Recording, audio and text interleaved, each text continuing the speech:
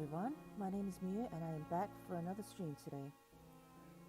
Today, we will be streaming an experimental stream, specifically a voice-only stream narration of a text-based horror adventure game in which you can listen to while you do your daily tasks such as working, cooking, cleaning, or relaxing. This is a voice-heavy deviation from my usual PS4 streams with games like Devil May Cry 5, the Persona franchise, and Little Nightmares 2. I have chosen a horror genre for this session, but if you would like other genres such as fantasy and medieval adventures, please feel free to comment in the chat and follow me for future streams with your suggestions. That said, I will be replying to chats via text, as this is a narration-heavy game. Thank you for being understanding. The game I have chosen today is The Ghost of You. The Ghost of You is about a young violin by one of her close friends, a night which ends in a massacre. The year is 1951, somewhere in a small town, Italy, and the lives of 5 women are about to take an unwanted dip into the dark waters of despair. New game.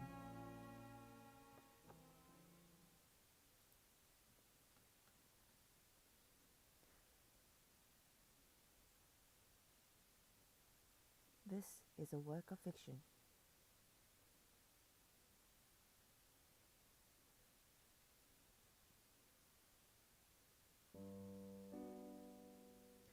Ever since you can remember, you have always loved music. The bright, booming sounds of the brass, the passion of the players behind each instrument. You love the vibration from the strings, the sound of the tenors and falsettos. In every way, in even more ways than those, you have always loved music, and you have always wanted to be a part of a symphony. As well as your dream of being part of a symphony, you have always dreamed of performing at a symphony hall too. You are no stranger to the passions of playing an instrument. You love the sensation of your violin strings against your fingers. It is something you relish, something you truly get lost in, and only in your nightmares do you experience the sheer terror of losing your hands or fingertips.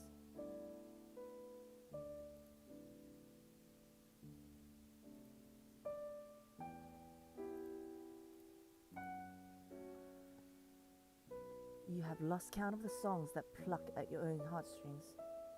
Learning at a young age has served your ambition well.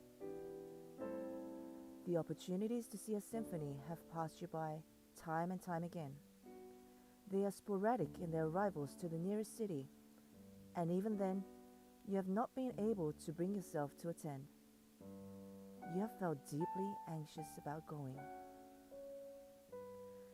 The anxiety has been present for many reasons. One being that you have felt frightened at the idea that it may not live up to your passionate expectations, or secondly, that it may even go above and beyond them, only serving to fuel a dream that you might not yet obtain. You feel as though you cannot win your mental state right now. It has dragged you down to the darkest abyss. After the year you've had, the last thing you need is something else in your life to break. But tonight is a special case, a momentous occasion in your history, for better or worse. Tonight, you have been invited by your best friend to a symphony. The opening night of a symphony hall in town that you thought abandoned until recent refurbishments began taking place out of the blue. But not only that, your best friend Eliza is in the performance. It is a first performance at somewhere so prestigious and is eager for you to see her on stage. She is able to bring a +1 and she has chosen you. She has promised you the privilege of being able to go backstage, of getting to meet those in the small symphony group she finds herself in. And really, you know that the thrill of such an unexpected opportunity is far too great to miss from your anxiety or fear.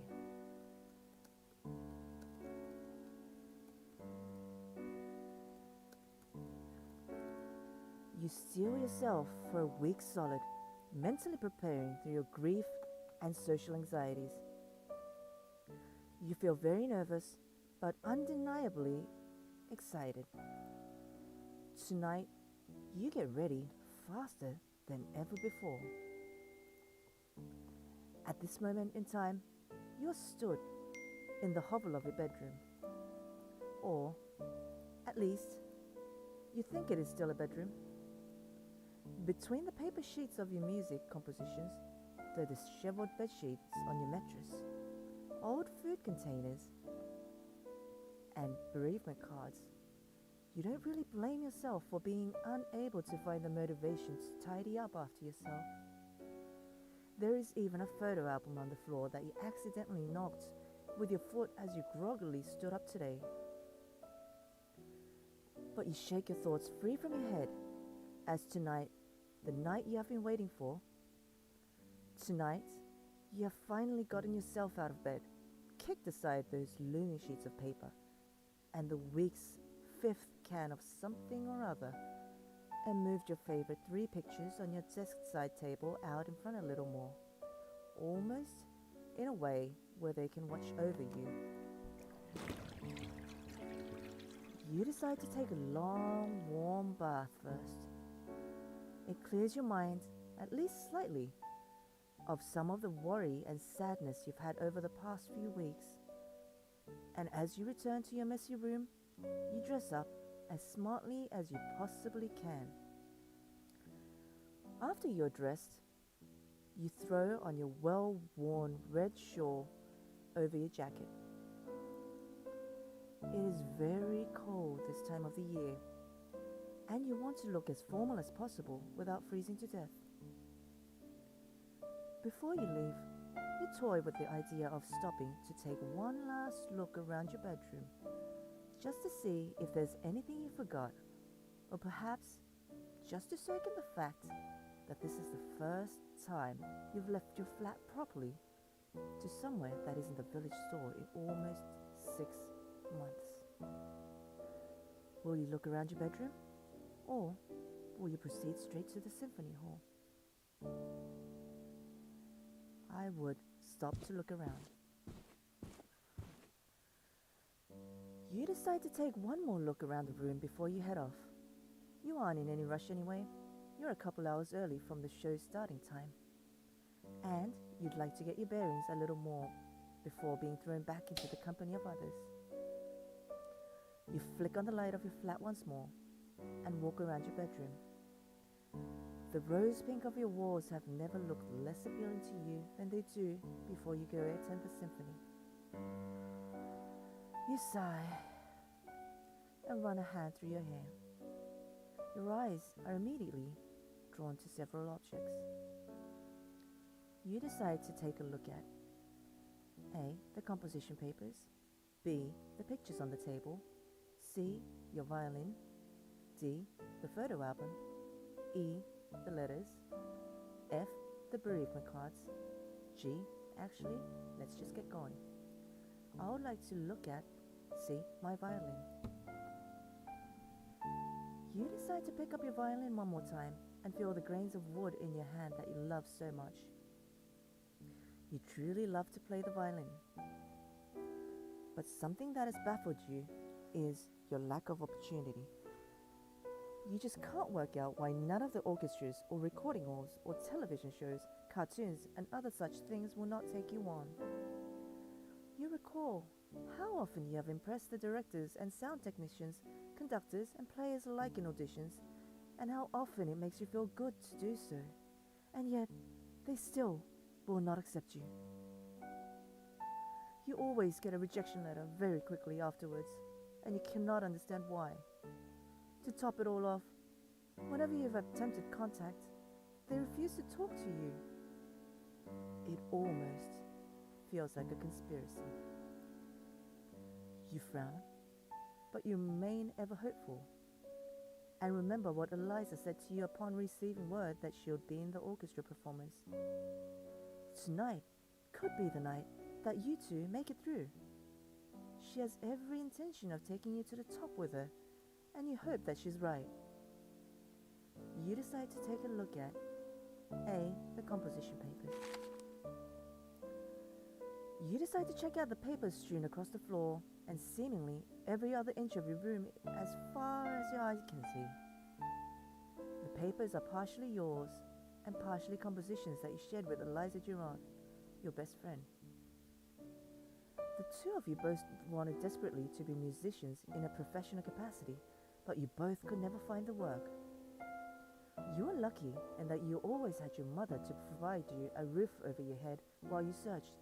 Eliza, on the other hand, did not have anyone after the death of her grandparents, and even slept rough on the streets without your knowledge for a while. She always was a stickler for her pride remaining intact. You find a lot of memories flood back upon looking at these compositions.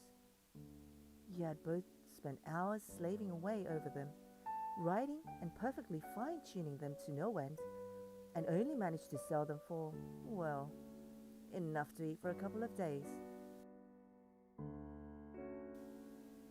At least, it was a very bittersweet industry for the two of you, not one that you have felt an injection of passion for in the last few weeks. You place the papers back down on the ground and stand back up. You'd rather forget the times you spent writing these for little money. You decide to take a look at the pictures on the table. You decide to look at the photographs that you have placed on your table in small frames. Before you stand 3 small monochrome pictures in embossed silver frames. One is of you and Eliza Durant, stood with your arms mutually around each other's shoulders and smiling for the camera.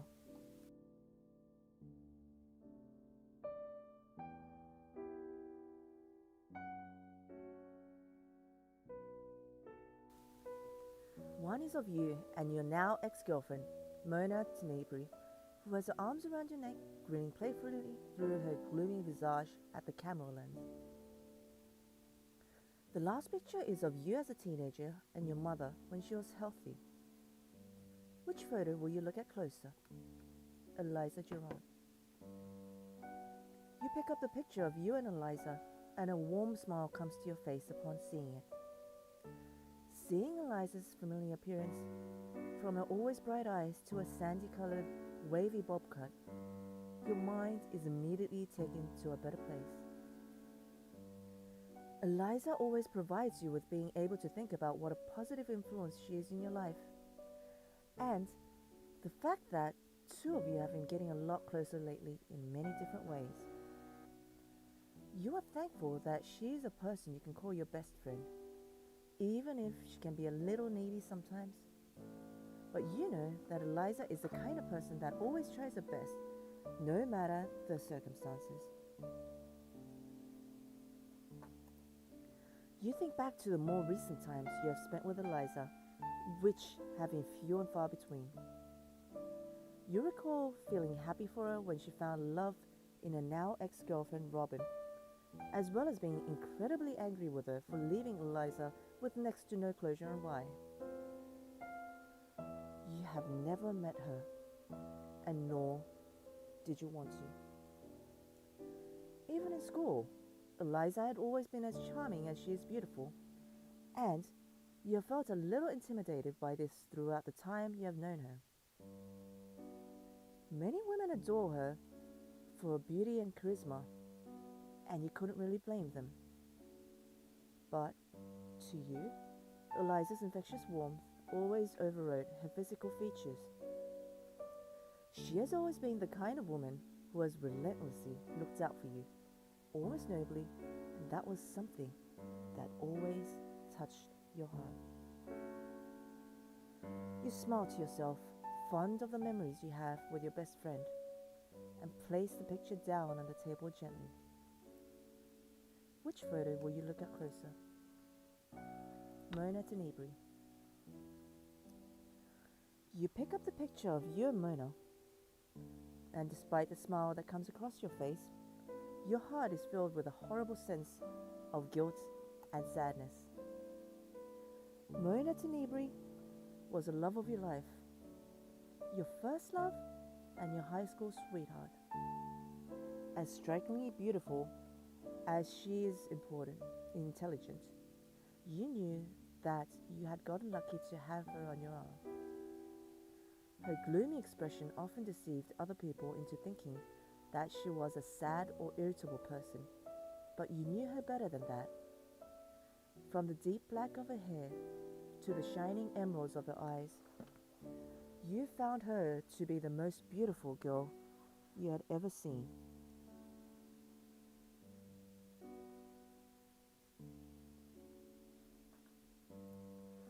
She was kind, sweet, always loving towards you, and always doing her best to support you both. Your mother thought she was a great fit for you, as did Mona's aunt about you in return. Mona had been orphaned at a young age by the disappearance of her own mother, but luckily, her aunt quickly took her under her wing. With the approval on both sides of her family, coupled with the intense love affair that you shared, it all seemed untouchable. But the fairy tale romance was not always to be, as when your mother died, you found out the way that you deal with grief is to shut yourself away from everyone in your life.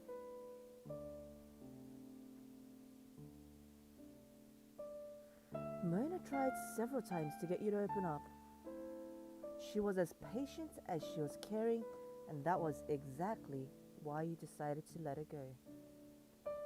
You felt guilty, horrifically so, that you couldn't be the partner she needed right now. Mona protested against your decision, endlessly insisting, but you, despite how difficult you found it, thought it unconditionally to be the best thing to do. You were devastated at the loss of your mother, and you had no idea how long it would be before you recovered. You wanted Mona to be happy. In the end, she respected your decision, but you know even now that she still wanted to be there for you. You know that she still loves you, even if you haven't spoken in a little while. But is it time to be with her again? Only time will tell your choice on the matter. You sigh, with a bittersweet nostalgia lingering over your mind. Which photo will you look at closer? Your mother, Allegra Pensato. Your eyes flicker to the picture of your teenage self grinning at the sight of your mother, and your hand hesitantly picks up the picture. You feel the sudden and horrible welling of emotion behind your eyes and crawling up your throat into a lump. You try not to cry, but you know that it just doesn't work. Seeing your face again reminds you of the endless loss and the hole in your heart that remains since she passed away. It has been about 6 months since then. In fact, her birthday just passed 2 months ago on the 9th of September. You know that she was at no age to die, but her illness deteriorated her body so much that it was unavoidable. She was lucky to have lived for that long. As you stand with the picture in hand, you feel as though it has both been a lifetime and no time at all since her funeral. You miss her so much, and you miss her all the time, especially inside this flat. But you have not had the confidence or the strength to really leave it. Leaving the flat for too long almost feels like leaving her behind in a sea of your grief, and you wish with all your might could bring her back. But you know, it is not to be. You were there at the hospital the day she passed, and you remember sobbing in Mona's arms for hours. You crumbled in despair at seeing her pass away. You, even now, still cannot really believe that she is gone, even if you were expecting it for months. But life must go on, even in the face of death. And tonight is the first time you've been able to think that. You wipe at your eyes, taking a deep breath, and nod to yourself. You can do this. You set the last of the photos down, giving all three of them one once over as you step away from them. There is still time before you plan to leave. You decide to take a look at the bereavement cards. You don't want to look at those, not really. The decision pops into your head momentarily before it is shaken off by you at the mere sight of the pastel flowers, covered in bits of muted glitter and calligraphy to suggest an expensive ink. The words, "Sorry for your loss" and "Thinking of you" have been glaring at you in the face for the last 6 months. You felt sick at the thought of the amount of despair and self-inflicted loneliness that you faced over the last 20 or so weeks. You weren't so sure. You hadn't been counting since your mother's death. You turn away. You decide to take a look at the letters. You look at the 2 letters that you placed carefully on the desk nearest to your door, and you feel a warm, bittersweet sensation coiling itself around your heart. You love remembering these letters, no matter how much heartache one of them may bring you now. You have successfully convinced yourself that love without some kind of pain to test your affections cannot really be called romance. You walk over to the mahogany desk, looking upon the crumpled up papers that you have read over and over so many times, back to front and side to side. One is from Eliza, which she had sent after being able to return to living on her own after staying with you, Mona, and your mother. And the second is from Mona on your 22nd birthday. Which of the letters will you read? The letter from Eliza.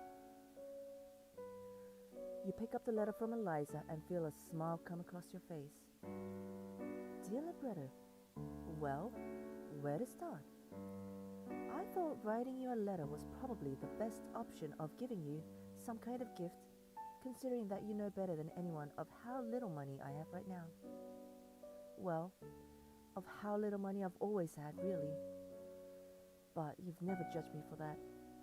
I could never even begin to hope to express my gratitude for your undying support, and that of your mother's too. There's no way in the world I could ever even think of having a best friend that wasn't you. You always support me through my darkest hour, darling. I'm sorry that wasn't upfront about it with you and Allegra about my situation. Mona too, I suppose. I felt horribly embarrassed. And to tell you the truth, determined to sort it out myself. I know that human beings aren't designed to suffer alone, but our pride tells us that we must. The life of a stubborn mule is not a glamorous one, but it is one I've fully committed to. Oh, if I didn't laugh, I would surely cry. But with how amazing both of us are, we can laugh more than we'll ever cry, darling. I shall be the most amazing star you could ever ask for. Anyway, I just wanted to thank you for everything. Thank you, Mona, and your mother for everything, Liberto. Words cannot express just how much it meant to have somebody there for me, especially with my parents gone. Times has been so tough, you know that. But it means even more so to have the support emotionally. There are just some things money cannot buy, and a truly beneficial friendship with you is one of them. You're welcome at my new place anytime, no matter what, but I'm sure you already knew that too. Well, darling, I think that's quite enough sappiness out of me. But this was something that I absolutely had to tell you, no matter how it made me look. I simply had to put it into words. No amount of gratitude could ever express my own. Thank you for essentially saving my life. It was terrible on the streets. At one point, I even had to sleep in the village park up the trees for fear of my own safety. Things are picking up now, though. Naturally, I have my own place, but I've also met somebody too. She's as good to me as the stars are to the sky. Things are finally getting better for us both, Libretto. And things will continue to do so. Of that, I'm certain. See you soon, darling. Take care and remember to bring the wine over tonight. Mona could always do with a few drinks down her for my liking. Lots of love, Eliza. Which of the letters will you read? The letter from Mona. To my darling Libretto, happy 22nd birthday, sweetheart. Huh. Never thought I'd write you a letter, did you? I feel as though I'm back in school again with all of these giddy crush-like feelings being poured onto a piece of paper. Speaking of teenage indiscretion, I very nearly embarrassed myself by sending you dried rose petals again. I think it was the epitome of poetic. And God, do you remember when I told you that you should play a violin to me in the graveyard because it would be so romantic if you did? I'm burning up inside. But grand gestures aside, I think it should go without saying that you know just how I feel about you. But I suppose it can't hurt any to spell it out, Libretto, I really, truly love you. With all of my heart, I love you. You are the love of every part of my life. My best friend, my lover, my confidant. You have shown me what it is to truly value something. You have changed my life in so many ways.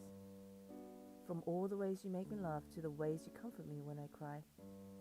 The ways you hold me in the mornings, the way you kiss my lips. There are so many rewarding things about being in love, and those are just a few to name from an infinite list.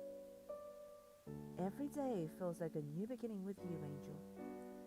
There's nothing I love more than just getting to be with you. Sometimes when you sleep, I just look at your face for a while.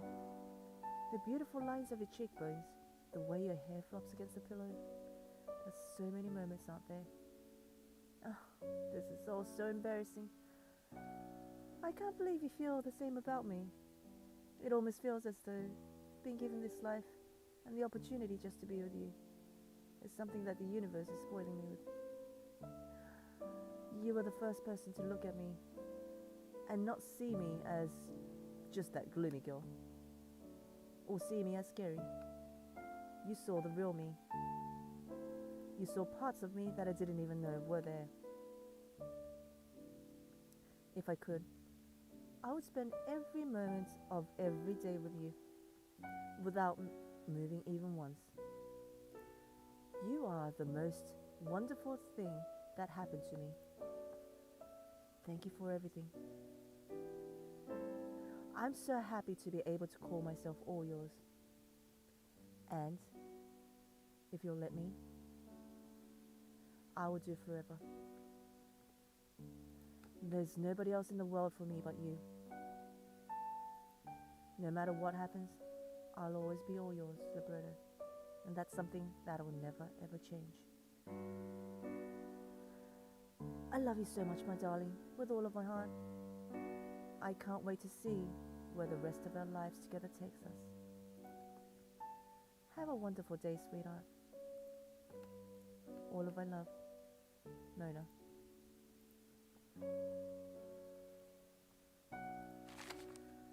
You fold the letter back up with extra care and slip it into his envelope.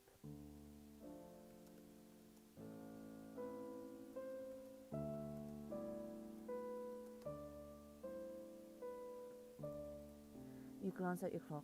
There's still time to spare until you need to depart to the symphony hall.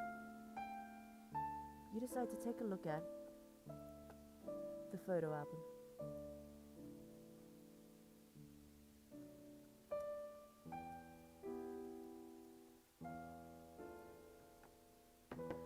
You decide that if you're going to make tonight one to remember, you're going to finally bite the bullet and look at this album that has been knocking at your feet.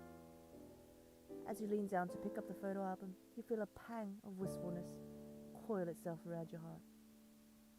You already miss the people inside these pages so much more than you could ever begin to describe. This album is one of your most treasured possessions. You pause for thought as you sit down on the edge of your bed and flick open the binder itself. You see pictures of your best friend, former lover, and your mother everywhere. Behind your eyes begins to sting, as you are immediately reminded of not only the reality of your situation, but the reality of just how alone you have been feeling. These past few weeks without allowing anyone into your life. You wipe your eyes before you are given a chance to cry and turn the pages of this crisply bound album as gently as you could. There are categories within this photo album. You have the chance to refresh your memory on many subjects if you felt so inclined. Which section of the album do you want to look at through? Turn to childhood. You decide to go to the most natural selection of any photo album of an adult, this childhood section. You have looked at this part of the album many times over, if only out of the sheer fascination at the lack of your memories of it. You did not have a particularly traumatic childhood that you could recall, and yet you have always felt as though there were some gaps in your mind. You always put it down to growing up, however, and moved on. You can hardly believe that there was ever a time when you were smaller than your mother, or that she had a life before you. Some of the photographs within this section are always something that you find fascinating. There are 2 separate photographs of your mother with 2 different women that you do not recognize, and both look vastly different from each other. In the first photo, your mother looks younger and happier. In the second, your mother looks a little older and somehow more morose. You strain to remember any kind of contact with either of these women at all. As you flick through the childhood section further still, you come across the first pictures ever taken of you and Eliza. You feel a warm smile creeping across your face as you look upon the pictures of the 2 of you, arms flung around each other, happy and laughing, and so full of vim and vigor that you can barely recognize the child in the photographs as yourself.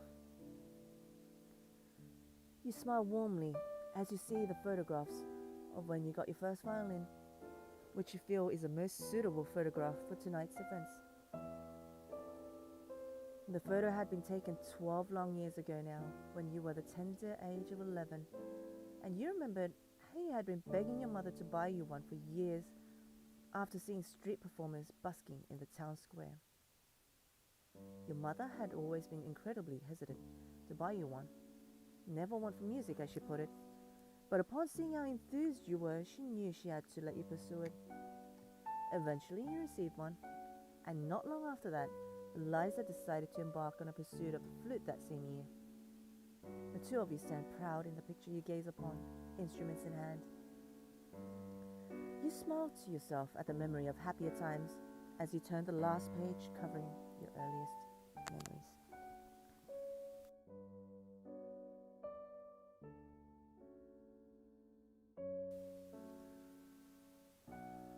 Which section of the album do you want to look through?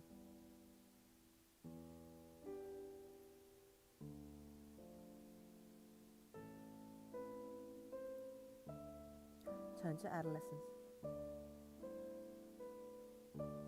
You decide to look upon what was easily the most embarrassing chapter of my person's life, adolescence.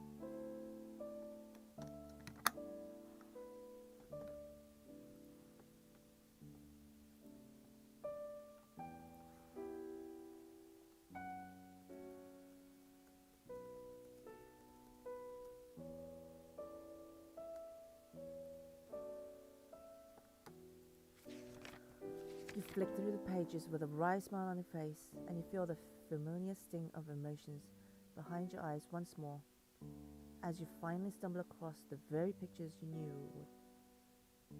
Photographs of Mona with a high school uniform on and her arms around you, kissing your cheek with such an unshakable adoration that you almost couldn't bear to think too long about it. Seeing these photographs took you back, almost in a lifelike haze, to when the two of you had first met. You had met Mona Tenebri at the local small high school. She had moved in from a rural town that very year, and you immediately had heard of the new transfer student with your ranks. Interested, as everyone else was, you noticed her sitting across from you, in the front of the class. And you noticed the way she looked at you, even back then. You both were too shy to speak to one another at first, but she was somebody that you just couldn't stop thinking about.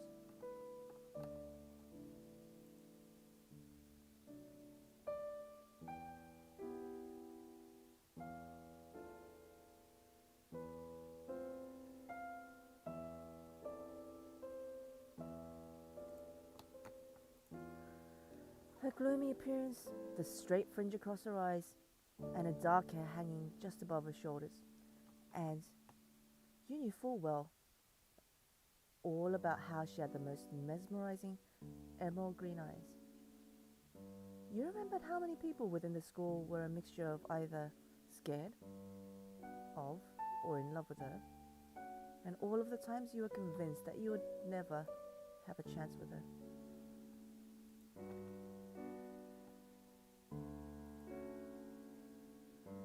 Eventually, however, she had made the first move.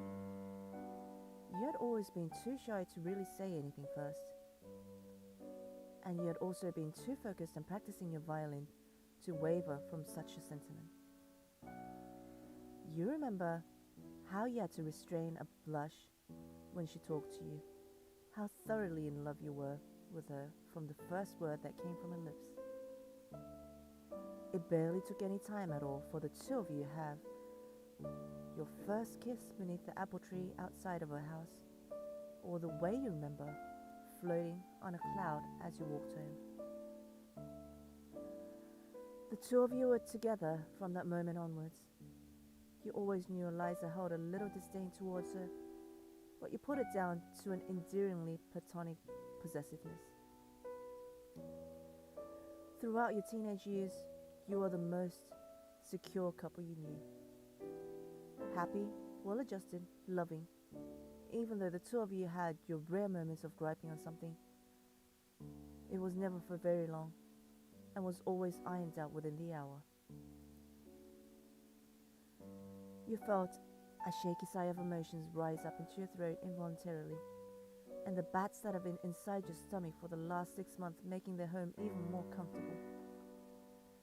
You skim over the other photographs in the adolescent section. Your certificates for violin recitals, your graduation at school, pictures of you and Mona at her aunt's wedding, dressed up in formal attire.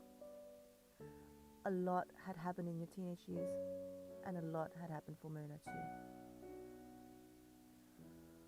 Almost everything in this section has served as nothing more than a reminder that she is gone from your life. You shake your head furiously, determined to remove the sense of guilt from your stomach. You sigh with an annoyed tone towards yourself.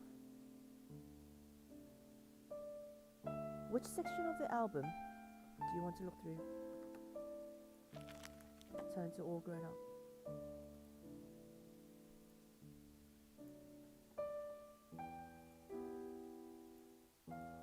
You flick over to the section entitled as such, and you feel a melancholic smile tugging at the edges of your lips once more, at the memories this book holds. Your mother, as you realized almost a fresh upon each flick through this book, was an avid photographer.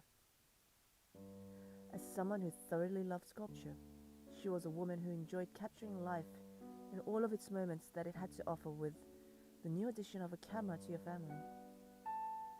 It was nice to be able to look back upon the past with a renewed sense of nostalgia. This section was something you had mildly protested to, exclaiming that you did not want many photographs to be taken of you now that you are older and out of schooling. But your mother had insisted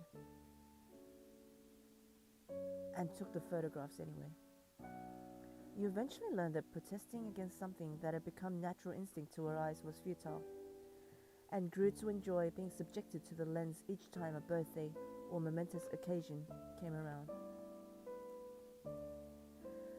There were more recent photographs in this section that you hadn't been able to bring yourself to look at. Photographs from the last couple of years, where your mother was looking frailer and frailer, less like herself, less full of life.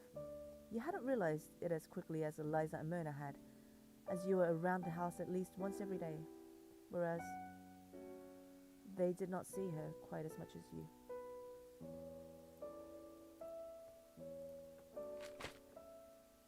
There were several photographs here. Pictures from your 20th, 21st, and 2nd birthdays. Pictures of you decided to go busking for the first time with Eliza. And pictures of even when your mother was in the hospital. You hated that she wanted a picture of that. She claimed that it was good to normalize things and to get a sense of what life was like before she recovered from her illness. You began to start hiding the camera after that. You didn't want to remember your mother in that way. The last photograph in this section is of you on your 22nd birthday, sat before a cake, as though you were a child once more. Around you are the usual suspects in your life, your mother, Mona, Eliza, and their respective families, and even your old cat, Sasha. You feel happy looking upon this memory with fresh eyes. It is something nice to be able to take with you tonight to the hall. You're finished looking over this section. You close the photo album with a satisfied snap and a soft sigh. Memory lane isn't always an easy path to stroll down. You find that you still have a bit of time to kill before it's time to leave for the symphony hall. You decide to take a look at, actually, let's just get going. You've spent too much time in this place lately anyway.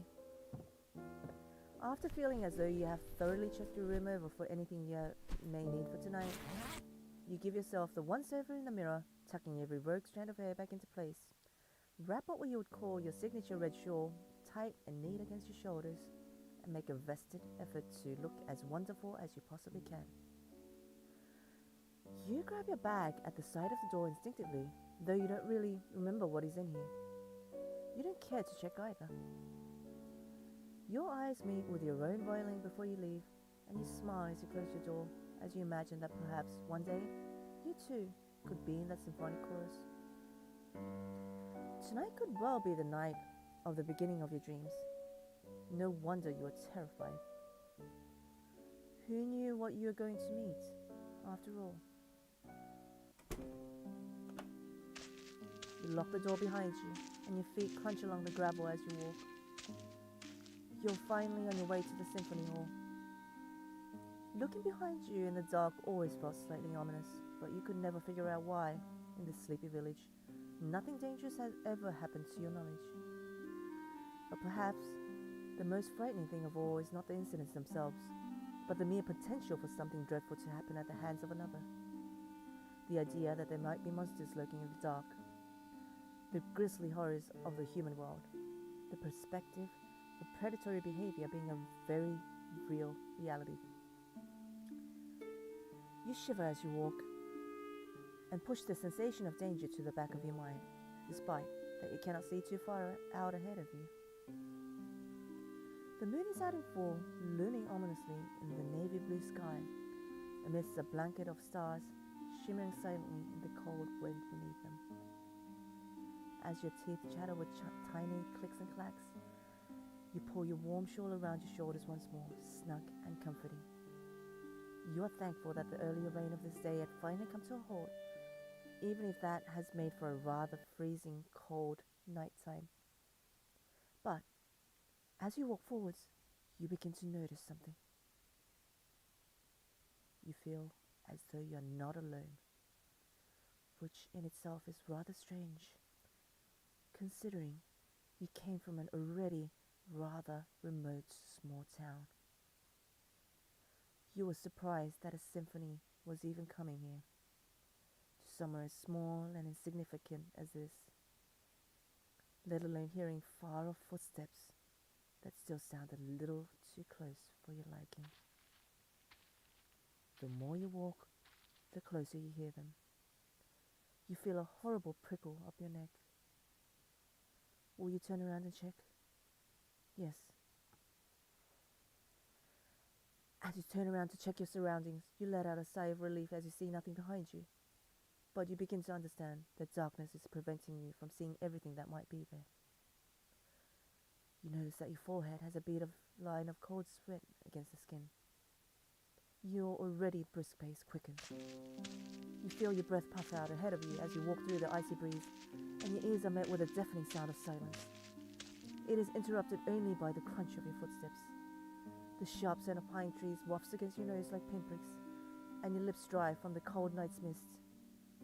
Something about the atmosphere around you already makes it feel like a night to remember. Your ears prickle up to the sound of those footsteps again. No matter how you try to push it back, your blood runs cold as you realize that a horrible sensation is lingering over you. It creeps slowly up your back to the post. You almost want to scream. You find yourself moving along the frosty path by allowing your walk to break into a sprint. You're feeling as though shadow-like fingers are resting gently and invited on your shoulder.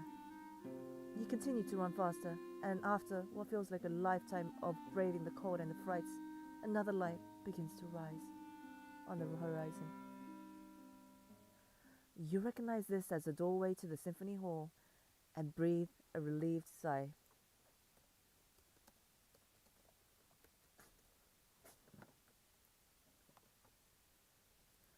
You feel the familiar relief that the light always brings, that it will save you from this unwelcome darkness, and as you approach, you begin to hear faint mumbles of conversation.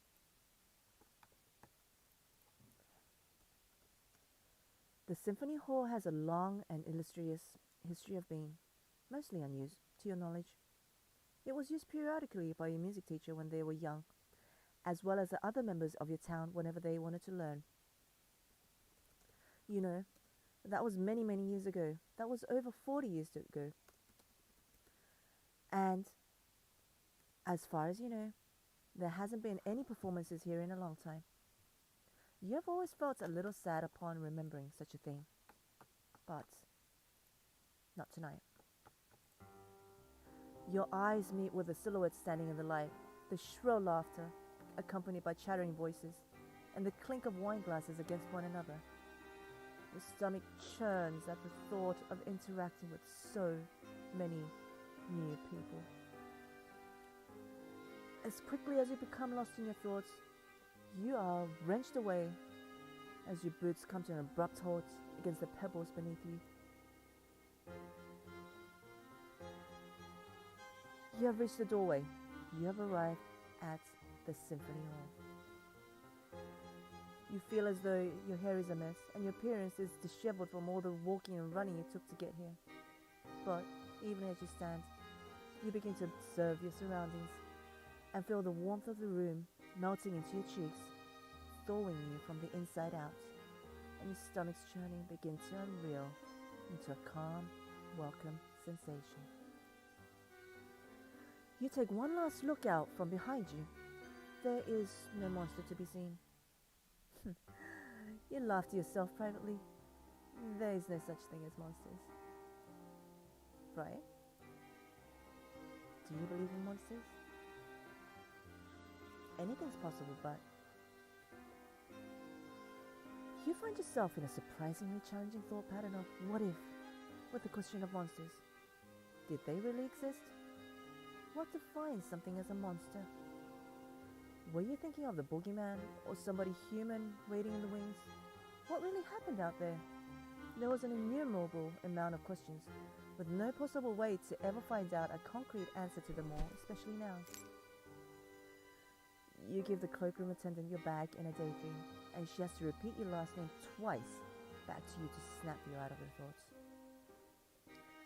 You receive the key with your locker number on it in exchange. You wander away, still wondering just what really happened on the walk to the symphony hall. Turning around, your eyes meet with several mahogany arched doorways behind crowds of people, and you find it much easier than anticipated to weave in and out of the masses. Your breath is taken away by the luxurious appearance of the lobby before you. Was this really the place that Eliza was so cordially invited to? You also couldn't help but wonder why you weren't also invited, given that the two of you often did busking and commission works together. You felt almost ashamed every time you thought about it for too long. Feelings of inferiority aside, you're bowled over by the lavishness of the lobby. You see many rich, expensive tapestries woven with the equally gaudily wealthy colors used around the room, and the place uses money. You raise an eyebrow at seeing that. Even the plastic plants dotted around the room appear to be rare. You barely even know where to start. Upon looking around the lobby itself, you notice that there are 3 doorways, one which appears to be guarded by an attendant standing nervously with her picked-out hair resting gently on her shoulders and adjusting her glasses every few seconds. Another door which you assess to be the bathrooms, and a 3rd door which you can clearly see from the way 2 women just staggered out in a formal dress way laughing on each other's shoulders is almost certainly the bar. You also note that there are large navy blue double doors that you deduce immediately to be the gateway to the stage area, but you cannot enter there just yet. For the time being, you indulge the idea of exploring the hall in all of its expensive glory as you feel as though you need to clear your head before Eliza finds you tonight. You now have the opportunity to look around for a while. Where will you check first? The bathrooms. As you manage to weave your way in and out of the other smartly dressed patrons, your eyes glance over shimmers of expensive gold necklaces, vibrant rubies, and tailor-made suits.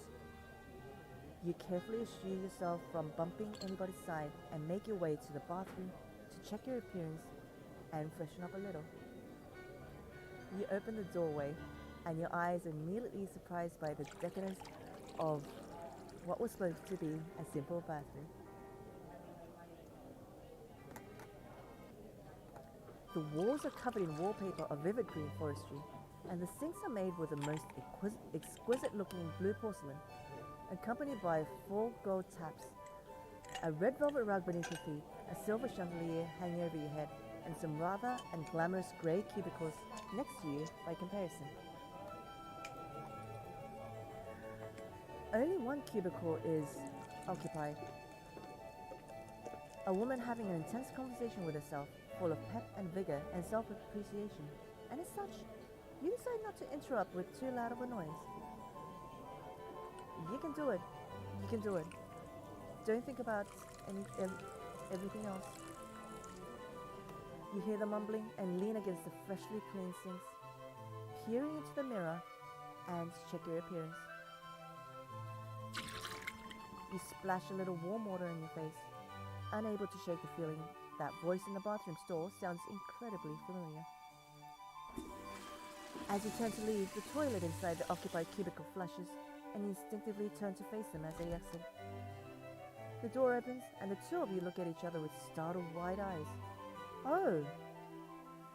The 2 of you stop dead in your tracks. You feel frozen to the spot. The voice was not only familiar, but somebody that you knew better than anybody in the world. The woman before you cannot bring herself to speak first, but even though there is a tension, you can tell it is not hostile. The ice needs to be broken before things take a turn for the further awkward, and you must be the one to do so.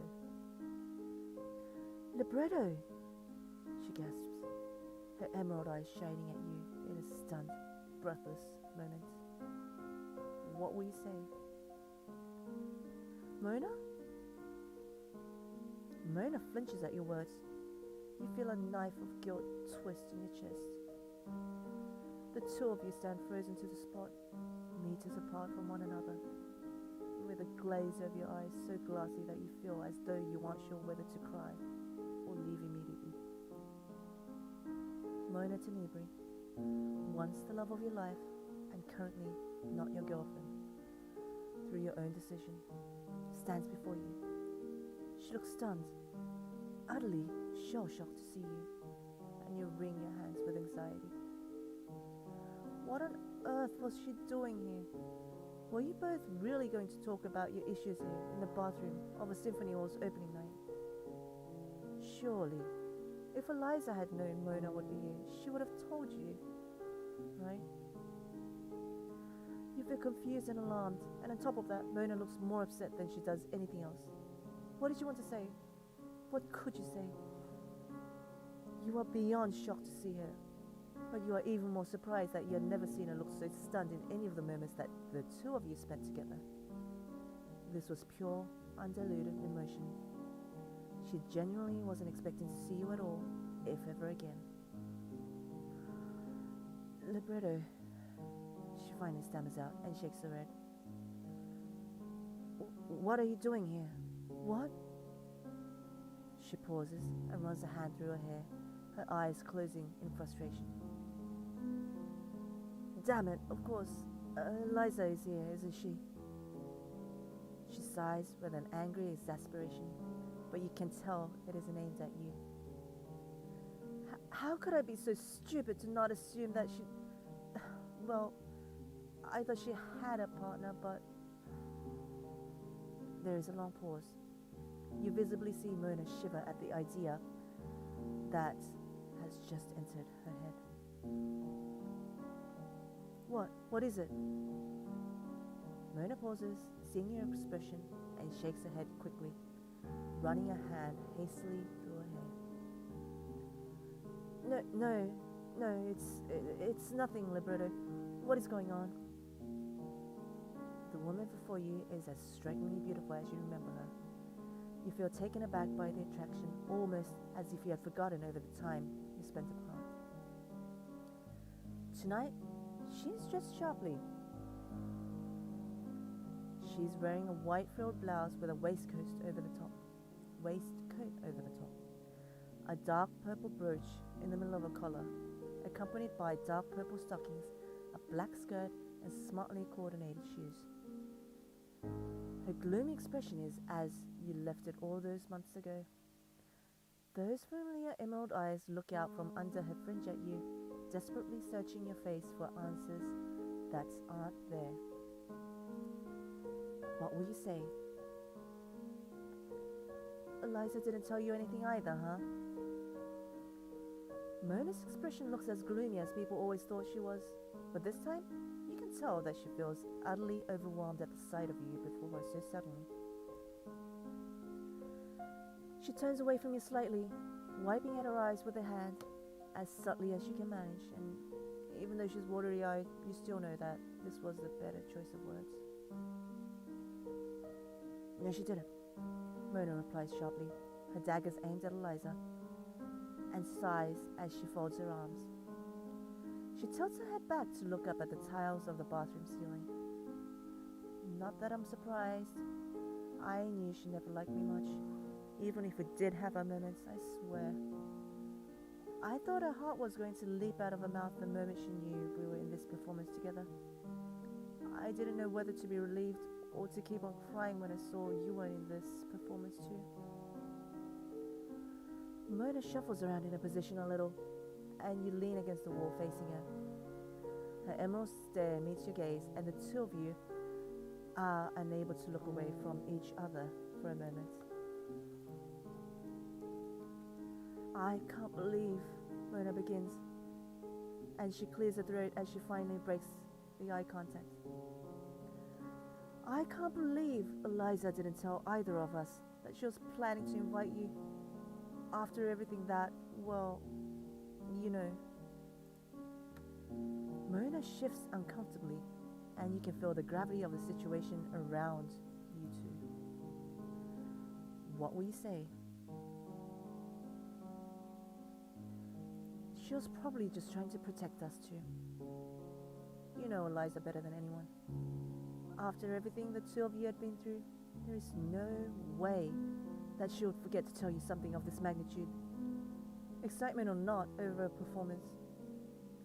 You feel slightly defensive over Eliza, and you insist that she must have had a reason. Some kind of good intentions to making sure that you and Mona didn't cross paths or get hurt by one another in such a sensitive time. Mona feels a little burned that you would choose to take the side over someone who placed the two of you in a painful situation. Oh, really? Mona replies with a sarcastic tone aimed at a non-present Eliza. And just what did she think will happen when she brought you backstage to meet everyone? Or even when you were able to just see the performance? Did she really think that you'd just have your eyes glued to her when we're in a cortege? Come on, I know her ego is big, libretto, but that is ridiculous. Mona scoffs to herself and turns back to face the mirror with her makeup bag in hand. She dabs at the edges of her eyes, and the sound of a mascara clicking out of its holder makes you jump a little. You and I both know that isn't the case, but believe what you want. I can at least see Eliza for what she really is. Utterly deluded. That woman she was with before didn't want her, and neither do you. She's always wanted you for herself, even when we were together. Didn't you ever stop to think about that? What will you say? Mona, you know it's not like that. Whatever, Mona replies, sighing wearily, and you can tell that she's fighting back her emotions. It's not my business anymore. You decided that much, and I know why. You did. I just don't know how you can stand there and defend someone like that. After everything we've been through together, even if we... You feel the awkward, hot rush of discomfort prickle up your back. You feel as though this was a step in the wrong direction for getting back into Mona's good graces. After an awkward silence that feels like it lasts an eternity whilst Mona finishes doing her makeup, she turns around to face you. She looks at you with an expectant, unintentional stare, a look that you recognize of hers fully, where she's trying to work out what you're thinking about. You're always the kind of woman to keep your cards close to your chest unless the situation particularly called for emotional exposure. She tries for a few more seconds before giving up entirely and slip her hands into her pockets.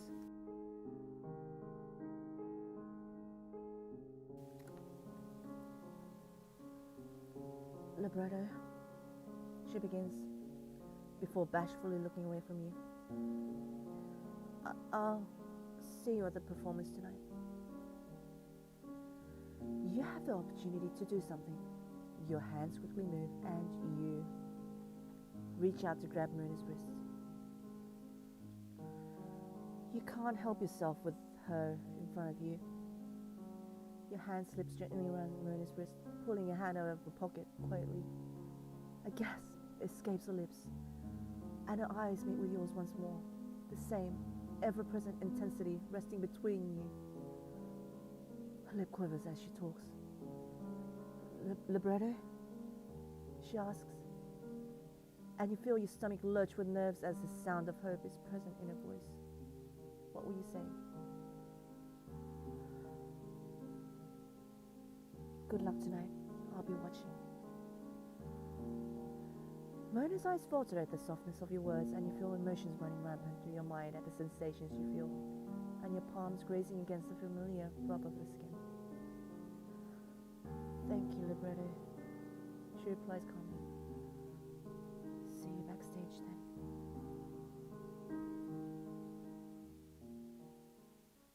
Where will you look now? A. The bar. B. The cloakroom.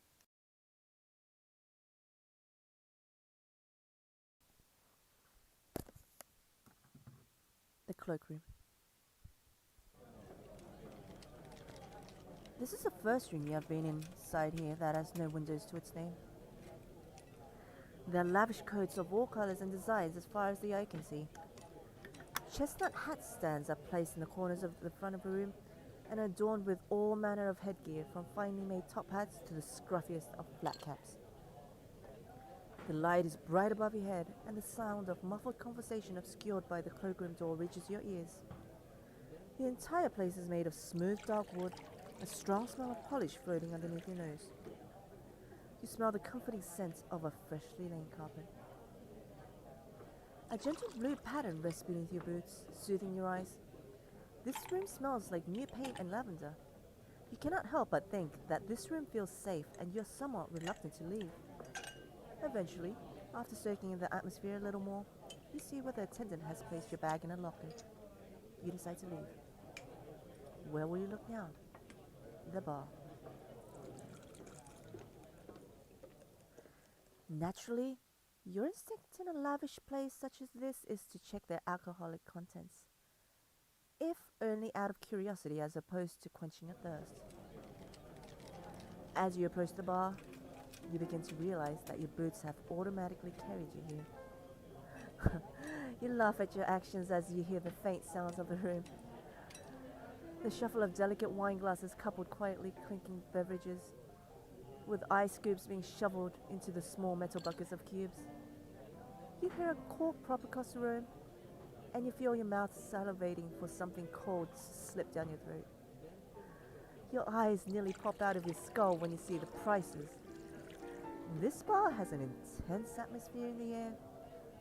It is very different from the atmosphere of the lively flowing chatter from outside, as in here feels personal, almost vindictive, with an impending doom awaiting from almost every corner. You blink, surprised at the surrounding feelings, and walk to the bar. Perhaps the two women emerging from here earlier weren't quite so drunk from the happy ambience as much as they were from the copious amount of vodka they indulged in. You decide to have a drink, and the barwoman looks at you with a suspect glare. She can tell you aren't rich. She looks you up and down twice. Yes? What will you ask for? A. I'll have a water with ice. B. An iced tea with a squeeze of lemon, please. C. Give me whiskey on the rocks. D. May I buy you a drink instead, madam? You seem like you could do with some loosening up.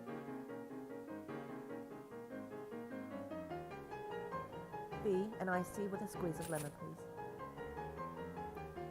You ask for an iced tea with a squeeze of lemon and pointedly place your money on the counter.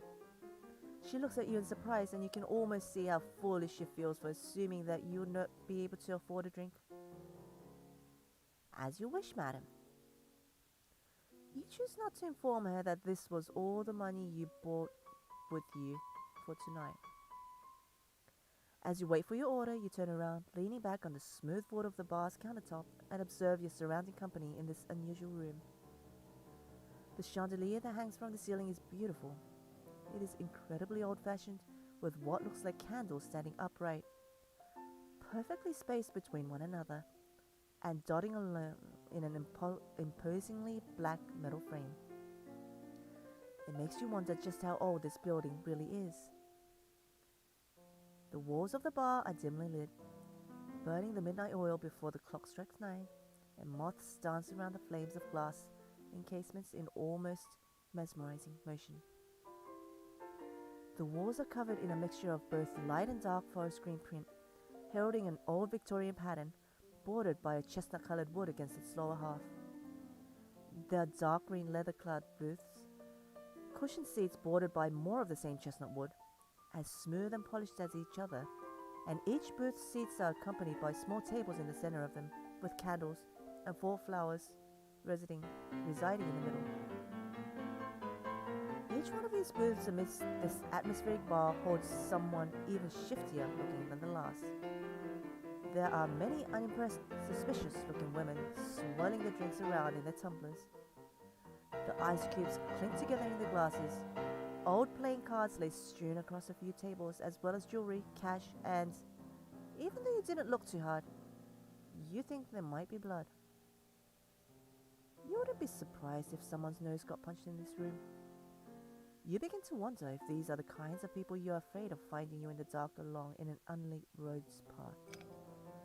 But amidst all of this, and coincidentally, as you receive your drink from the disgruntled barwoman, you see two women sat at the back. You can't help but be immediately drawn to them in the midst of this place. The first one you notice is the woman sat on the left. She is a woman with fire red hair swept into a ponytail that rests over her shoulder, and the woman on her right sits with long brunette waves for her own hair, perfectly complementing her dark skin.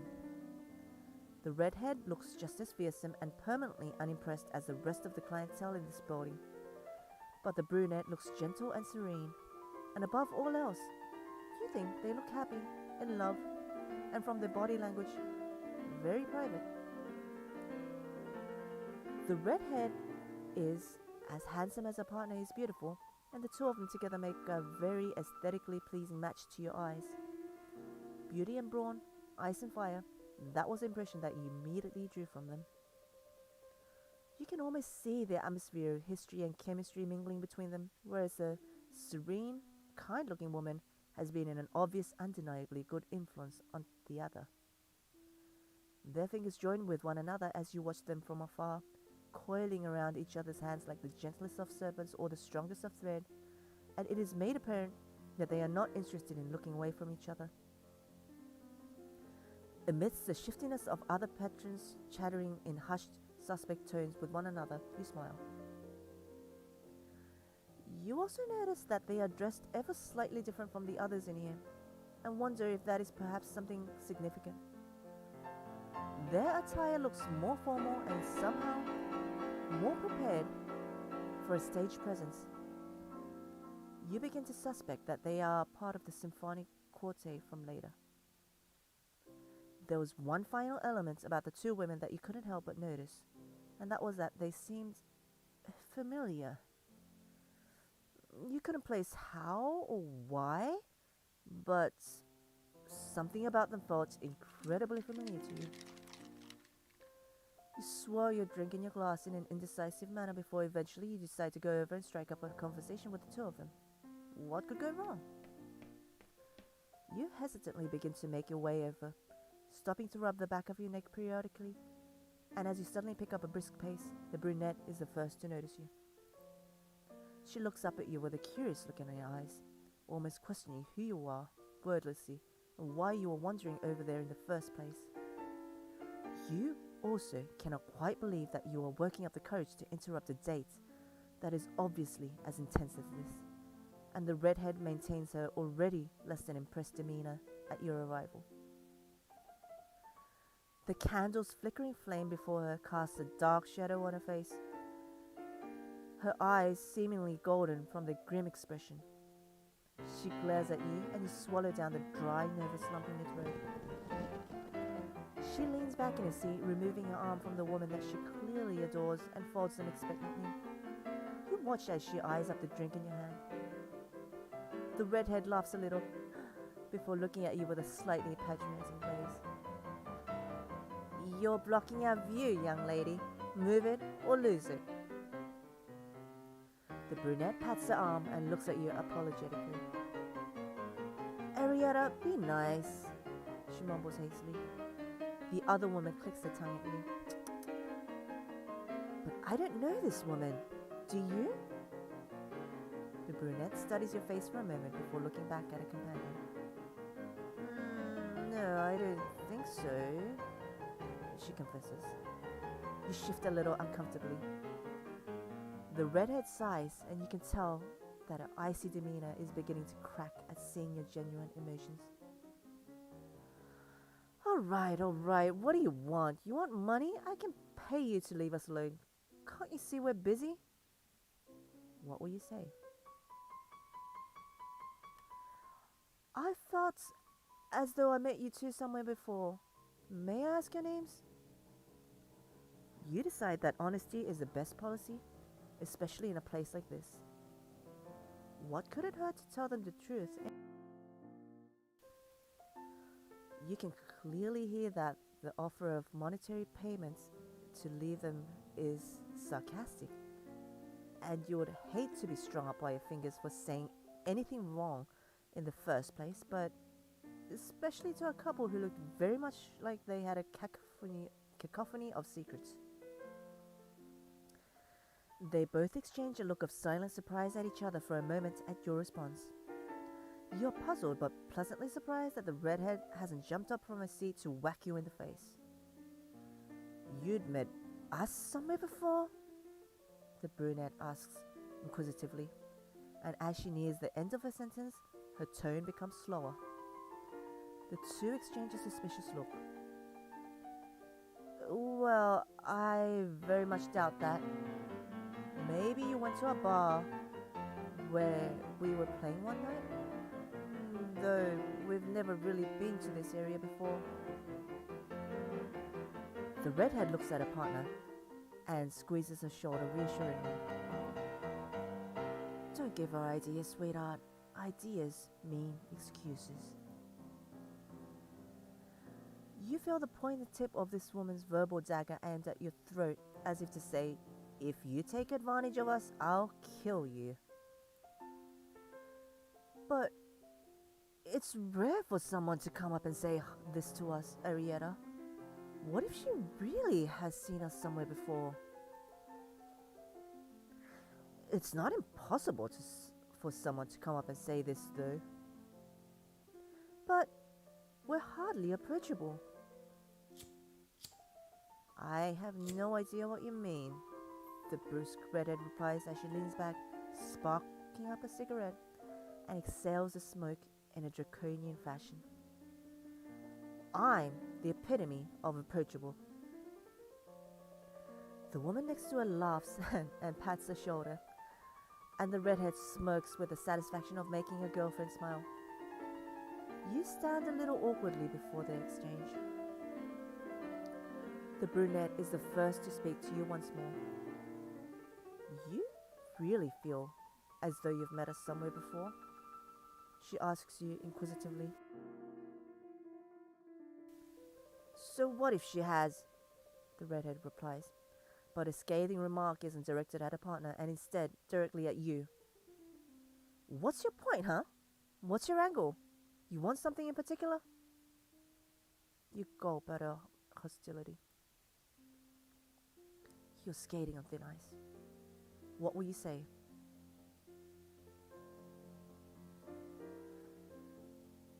It's true. It feels like a strange relief to see the two of you, even though we've never met before. The two women exchange one final glance of deliberation before deciding that you seem to be about as honest as they're going to get in this room full of unsavory people. You wonder just what on earth it is that all of these types are doing at the symphony hall before you remember that the only people who could possibly afford to get in here on a typical night would be the wealthy, by hook or by crook. Even your drink costs the earth. You stay firmly rooted to your spot until they speak. I'm Marietta, the redhead finally speaks, and leans back in her seat, looking away from you as she puffs away on the cigarettes. The brunette woman smiles at her as she looks away before she turns her gaze back to face you. She holds out a hand for you to shake, and you take it in surprise. And I'm Serenade, at least by stage name, replies the brunette with a charming smile, and the two smile at one another before looking back at you beneath the dim, smoky lights of the bar. What about you? What's your name? What will you say? Oh, of course, I'm Libretto Pansato. It's nice to meet you. You tell them your name, and they look almost impressed. Arietta, in particular, has a flash of recognition among her eyes. Did you perhaps know her from somewhere? Libretto, she mumbles, running her hand over her chin in contemplation, and Serenade looks at her, a little in surprise alongside you. She shakes her head away from Arietta's thoughts and turns to face you with a warm smile that you had come to appreciate. My, you sound like you were destined to be at a symphony hall, weren't you? Serenade laughs affectionately. and takes a sip of her drink. Well, it's nice to meet you, Libretto. Sorry about this one's brashness before. She's not used to having strangers approach us so casually, or for such innocent reasoning as yours. Arietta is poked by Serenade, who looks at her clasped hands together on the table, fiddling with one of the many silver rings that she has on her fingers. I guess it's alright to meet you, she begrudgingly says. You haven't done anything stupid yet, I suppose. Oh, come on, Ari, be nice already, Serenade chides. She grits her teeth as she looks at you, and you almost laugh from the pained expression on her face of an attempt at warmth. Nice to meet you. You and Serenade both chuckle at the inflection of disinterest at the end of Arietta's sentence, and you nod. Arietta can't help but smile a little, and leans back in her seat, resting an arm around Serenade. You are relieved that this meeting is now turning out to be as nice as it is. Say, Libretto, Serenade begins to ask, and you can already anticipate a question coming at the end of this starter. If it's alright to ask, considering it was strong enough to bring you over to us, where do you think you've met us? Was there some kind of indicator? You paused for thought. Was there? I just thought the two of you looked familiar. That really was all there was. I see. Well, I suppose we'll find out sooner or later, Serenade says. Arietta leans into the squeaking green leather of her booth seat, and you get the impression that you've overstayed your welcome from this posture alone. The next few words out of her mouth accommodate that notion. Perhaps we'll see you in the concert hall, Arietta says with a less forced tone. But we'd like a few more minutes alone, if you please. Serenade and you smile at Arietta's awkward attempt to be friendly, and you say, what will you say? Okay, I understand. Thanks for indulging me for a while. The two women before you nod in agreement at your reasonable response and bid you farewell with a warm smile. You are surprised at how well that ended up going for you. With two friends rather obscurely made, you wave your hand and walk towards the door. You return to the lobby area feeling more refreshed than before and slip off your red shawl over your blouse-covered arm. Where will you look next? Let's go to the lobby now. With your exploration finished for the time being, you stand amid the lobby and begin to observe your surroundings, thinking about your own mental state a little more after such a walk around. You clear your throat quietly and fold your arms over one another as you wait for Eliza to show her face. The most noticeable thing about the lobby was that most, if not all, attendees of the symphony looked thoroughly and utterly wealthy beyond imagination. Your eyes widen as you notice the amount of expensive clothing and jewelry in your presence. The floor beneath your feet is covered in white and black checkers, extending up the large staircase that rests around the double doors that you cannot enter yet. The checkers are diagonally strewn across the floor. You also see many false-potted spider plants and azaleas propped against the walls in the large overbearing plant pots. There are leather benches placed around the lobby, made of the same mahogany and walnut grain that the door frames are, and your eyes are dragged back up to look at the gleam of the diamond chandelier once more. This place in its entirety screams wealth, and you feel a little out of your depth being amidst such a crowd. Not to mention entirely underdressed. Whoever renovated this place had a lot of money to burn. Suddenly, a familiar happy voice wraps itself around you. The sensation is followed by a different sensation of physical arms holding you in a gentle embrace before rubbing at your shoulders excitedly. You turn around in the person's arms, knowing immediately who it was, and in turn, smiling at the woman before you. Eliza Durant beams at you. Libretto, my darling!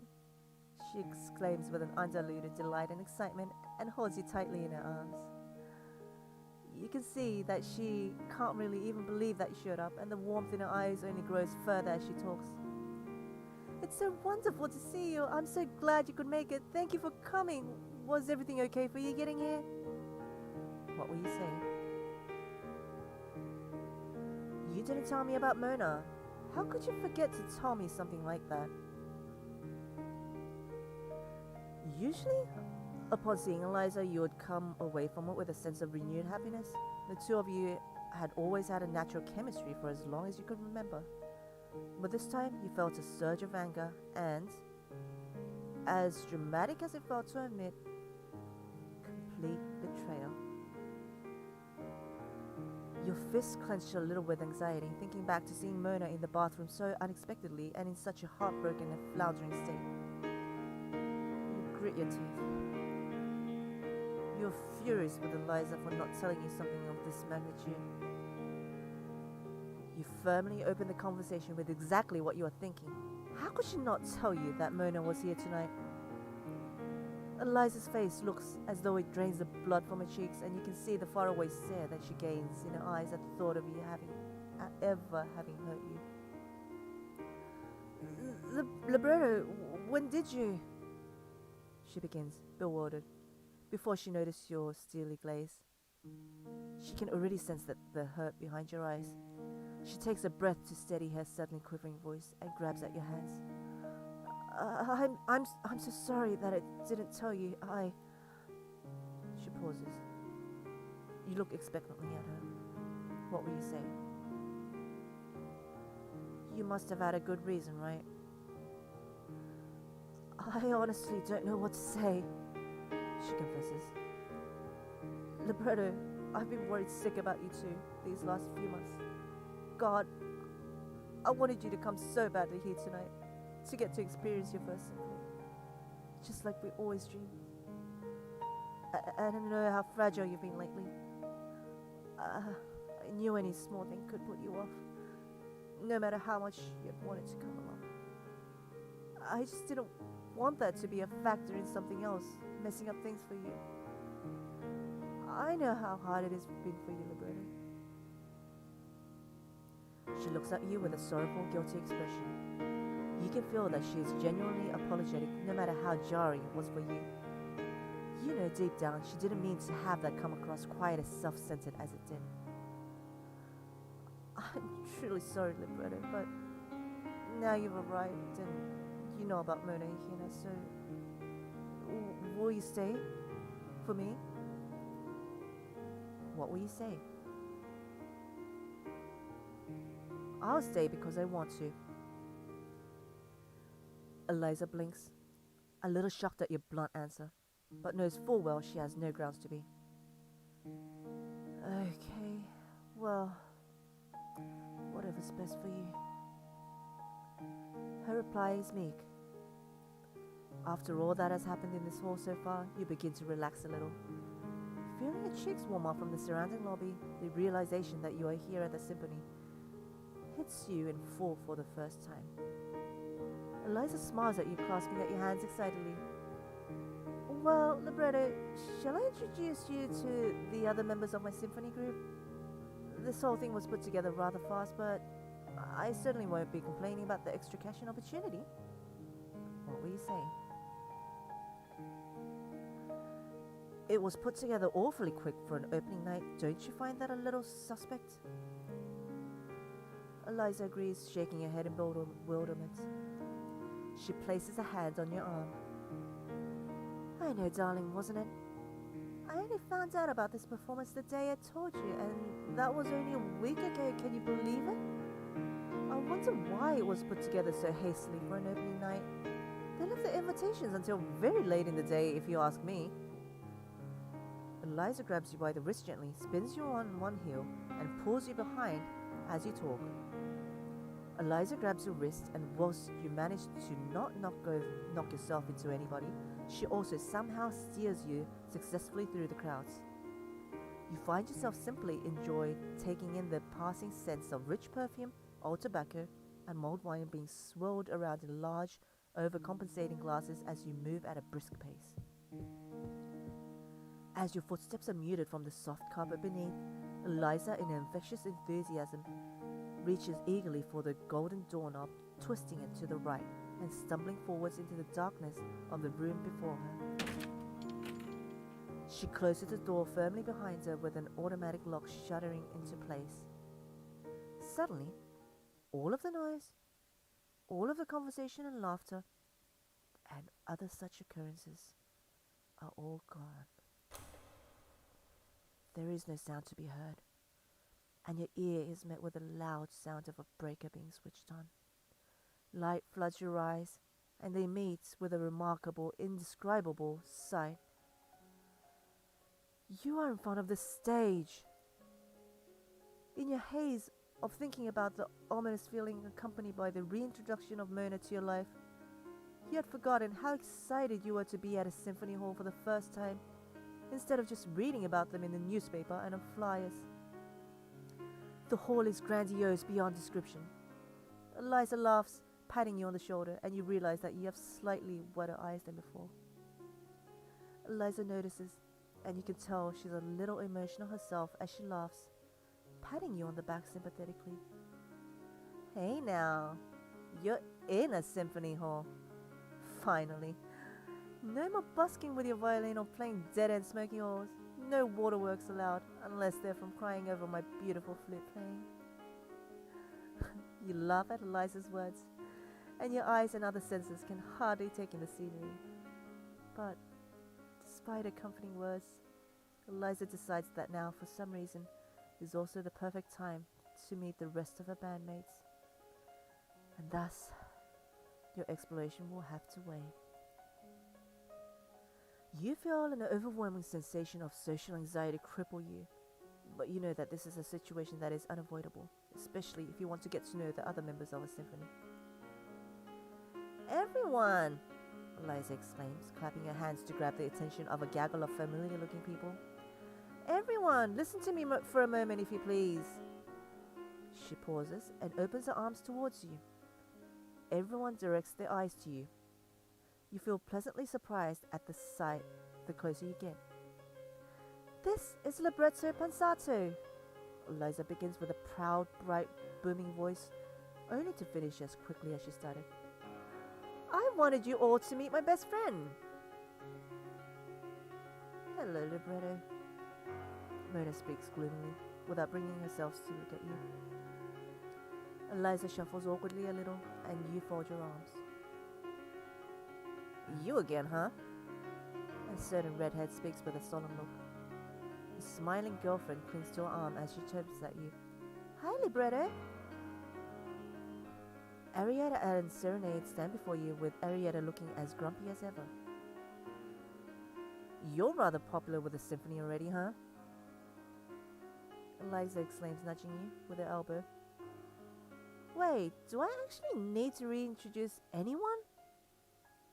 No, Mona says pointedly, stepping out from behind the two women, and glares at Eliza.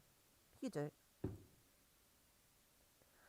Arietta and Serenade exchange a confused look as Eliza clears her through. Well, moving swiftly on then.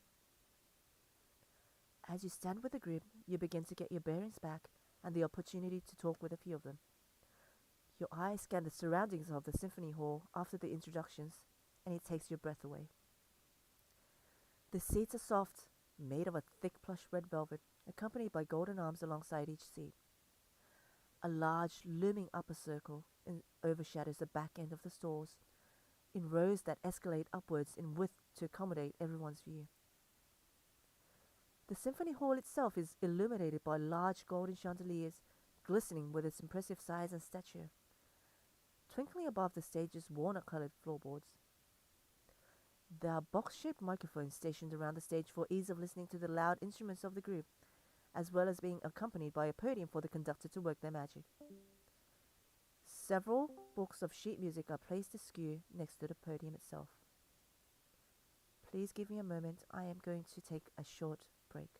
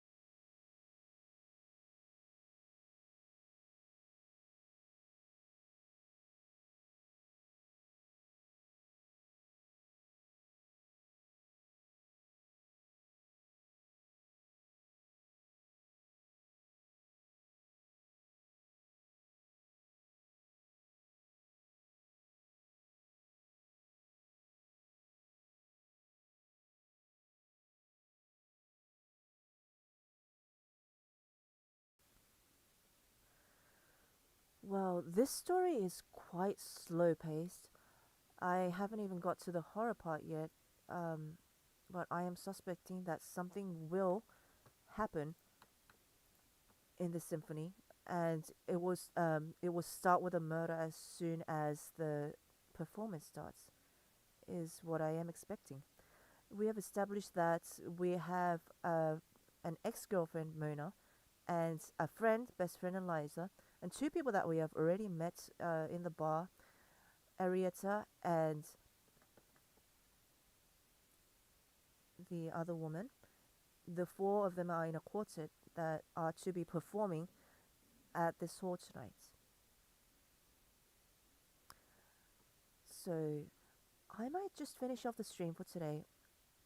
I would be glad if you liked listening to this sort of an audiobook and used it for listening to while you were doing other things in your life. If you'd like to hear more about more of these streams, more in other genres even, please feel free to PM me or just leave it in the stream as I'll be checking. Or, I have a Discord link on my about page, so feel free to chat me up on Discord, give me some feedback on what you would like to listen to, what you would like to put on when you are in need of something to play as a background music. Thank you for joining today, and thanks especially to Stereo HG, and I'll be seeing you with my usual action stream later on today. Thank you so much.